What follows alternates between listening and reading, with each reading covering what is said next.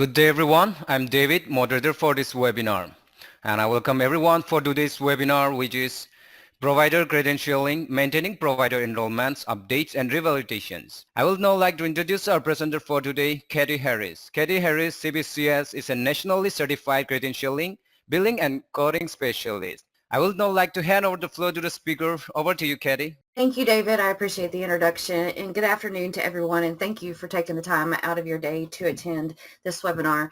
I hope that it will provide you with all of new knowledge and different techniques, as well as a little more in-depth understanding and a good start and foundation to your credentialing program and maintenance of all of the important documents that each provider has. So let's get started. Some of the learning objectives today will be, when do you start credentialing? What is needed to maintain the provider enrollment with payers? How do you set up and maintain the NPPES, the INA management system, CAQH, and PECOS? How do you review and validate and track provider documents? How do you prepare, review, submit, and track payer applications? How do you link a previously credentialed provider with a new payer under your tax ID and contracts? Revalidations and various credentialing tips. This program is a really good foundation packed with several pieces of information that will really help you to do the credentialing process and the maintaining of everything and verification of documents and so on and so forth.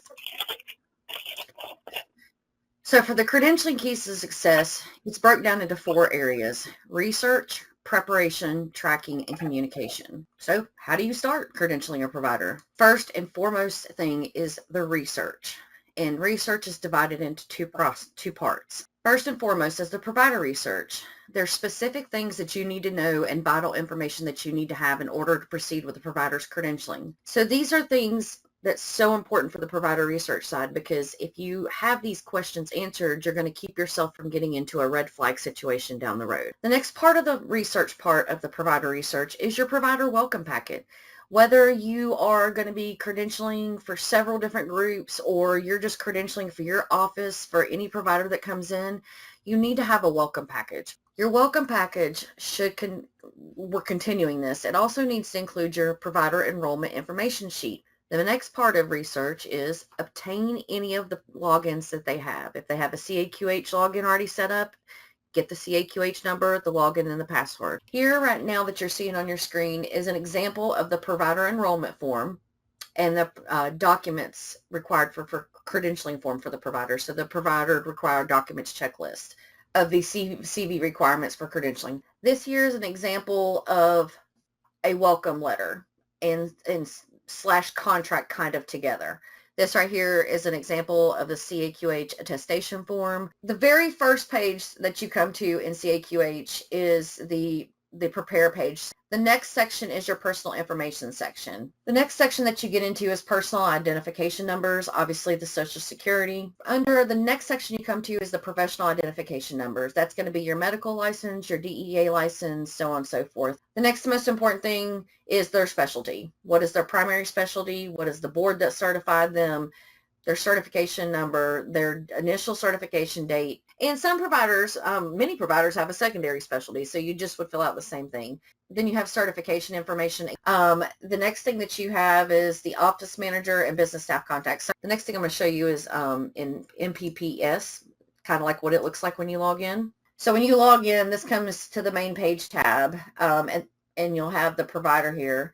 And then you select the provider you're wanting to work with. The next area is your endpoint for exchanging healthcare information. The other thing is the taxonomy. The next section is contact information. And lastly, NPPES does an error check for you. Once you're done with this, you have a button over here that would say next and then submit.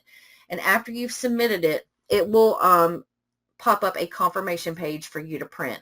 Print that confirmation page because it has your confirmation number and everything else with it. The payer research. So once you've completed all of that stuff on that side with the documents, the CV, and what have you, you're now ready to move on to the payer research side.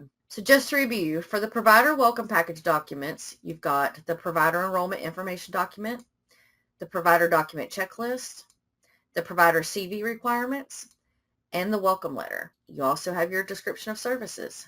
For the payer side of research, you've got the payer documents, of a payer state application, the payer contact information, and then your tracking spreadsheet. This right here is the example of the payer contact information. So after you successfully complete the payer and provider research, it's now time to focus on the preparation of the information for submission to the payer.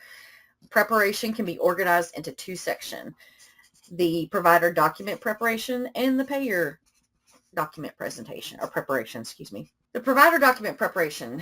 So this is extremely, extremely important. The next part is to review that provider CV. So getting back into the NPPES, CAQH, INA, and PECOS. For NPPES, here's the direct link to the website. The example of the NPPES section I've actually already shown you. The next is the INA, Access and Management System. CAQH, this is the direct web link to CAQH. For PECOS, this is a direct link to log into PECOS. Remember, you're going to use the same username and password for INA. So when you log into PECOS, this is the first page you come to. It's the home page. It will have the provider's name right here. So once you click My Associates, this is what comes up. So you would click on Create Your Initial Enrollment Application, and it would take you to another section. Medicare and PECOS is one of the fastest payers to credential. Next is the payer document preparation. So for the application preparation, it is vital to complete the payer application with current and accurate information. For payer applications that need to be submitted but via email or fax, this here is an example of the cover letter and the fax transmission for payer applications submitted via a website. So linking of a provider mid-level. This is going to take place if the provider is already credentialed or contracted with a payer as a participating provider. You'll need to complete a link to your tax ID and group contract. And this here is an example of the link letter request and the fax cover sheet. Something to remember about provider revalidations.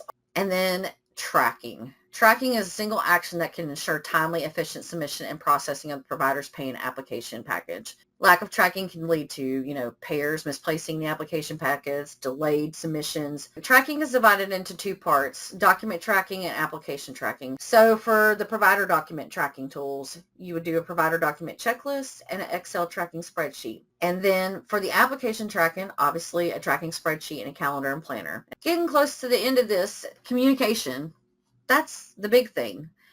The more you communicate and you're ahead of the game on communicating, the better your customer is, or client or provider, or however you want to say it, is confident in you. And the biggest thing is to try to minimize the impact to your practice provider that credentialing can have on it, the financial impact. You can minimize the financial impact upon your practice provider by implementing procedures that will ensure an efficient, timely, and effective process. Some of the steps that you can do: start the credentialing process as soon as possible, at least 60 days before provider anticipated start date, preferably 90 days.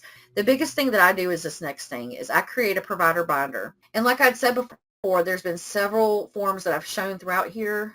I have included that with this webinar. So that's the end of my part. Thank you again for everybody taking the time out of your day and joining us. And like I said, I hope that you were able to gain some more information and help to really build a strong platform for your credentialing and maintaining revalidations and have you. The biggest thing is make sure that you pay attention, follow up, stay on track. If you follow the tips and tricks that I gave you, you should have a very successful program. And if not, you're welcome to reach out to me. Thank you again. I appreciate your attendance. It has been great to have this time with you guys, and I wish you each well, and I hope that you have a safe, healthy, and happy 4th of July. Okay, thank you so much, Cati. Okay, so that does conclude the sessions for today. Thank you everyone for participating. You may all disconnect now. Have a great day ahead.